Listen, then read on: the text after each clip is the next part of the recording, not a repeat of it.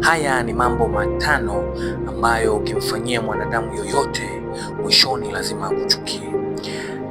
Namba moja, wema. Namba mbili ni uhakika. Namba tatu ni matarajio. Namba nne ni haki. Namba tano ni mategemeo, na namba sita ni chuki.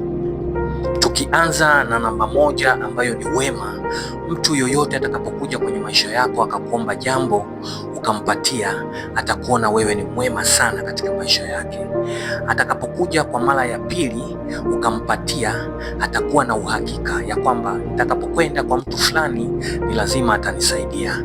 Atakapokuja kwa mara ya tatu ukampatia, atajenga matarajio, atakuwa na uhakika ya kwamba nikienda pale natarajia kupata jambo fulani.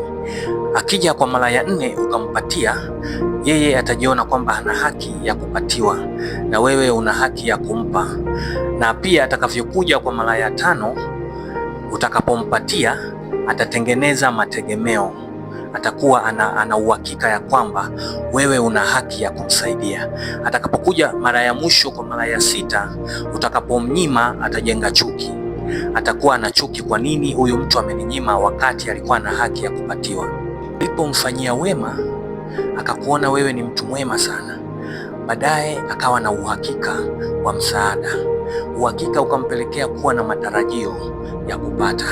Alivyokuwa na matarajio ya kupata, baadaye akajenga haki, akawa ana haki ya kupata, akawa anajiona yeye ana haki ya kupewa. Baada ya kuwa na haki ya kupewa, akajenga mategemeo, akawa ni tegemezi. Baada ya kuwa tegemezi, mwishoni alijenga chuki. Wanadamu ndivyo tulivyo. Tafakari. Asante.